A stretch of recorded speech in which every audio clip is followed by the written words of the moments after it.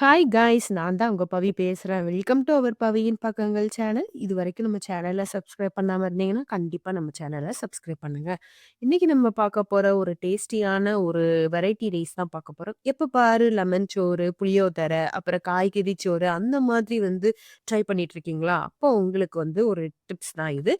So பட்டாணி சாதம் எப்படி பண்ணலாம் அப்படிங்கிறத பார்க்கலாம். அதுக்கு பார்த்தீங்க அப்படின்னா, நான் 1 1/2 கப் அளவுக்கு பாஸ்மதி ரைஸ நல்லா ஒரு 20 நிமிஷத்துக்கு முன்னாடியே கழுவி ஊற வச்சு வச்சுட்டேன்.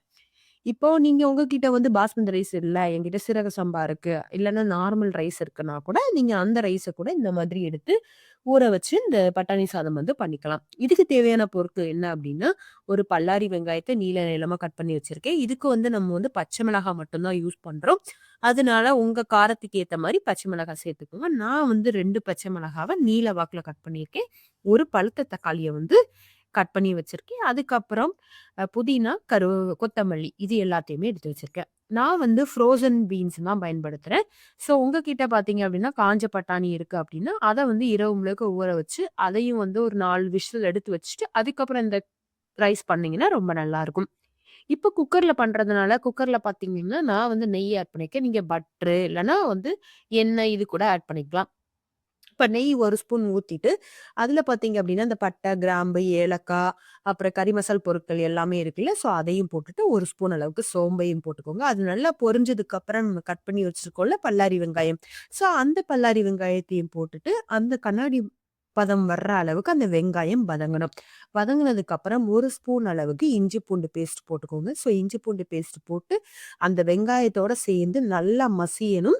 அந்த பச்சை வாசனை எல்லாமே போயிட்டு நல்லா ட்ரை ஆகணும். அந்த அளவுக்கு வதக்கிக்கோங்க. அதுக்கப்புறம் பார்த்தீங்கன்னா, நம்ம கட் பண்ணி வச்சிருக்கிற ஒரு தக்காளி பழத்த போட்டு, அந்த தக்காளி பழமும், வெங்காயமும் நல்லா சேர்ந்து வதங்கணும். தக்காளி பழம் போட்டதே தெரியாத அளவுக்கு நல்லா வதக்கிக்கணும். அதுக்கப்புறம் நம்ம புதினாவும், கொத்தமல்லியும் இருக்குல்ல, ஸோ அதையும் ஆட் பண்ணி, அதோட சேர்த்து வெங்காயத்தோட மிக்ஸ் பண்ணிக்கோங்க.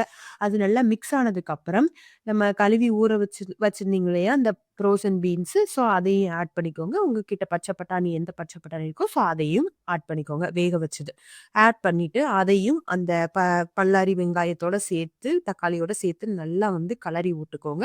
ஸோ அந்த பட்டாணி முழுக்க எல்லாமே படணும். அதுக்கப்புறம் பார்த்தீங்கன்னா, உங்களுக்கு தேவையான அளவுக்கு உப்பையும் ஆட் பண்ணிக்கோங்க.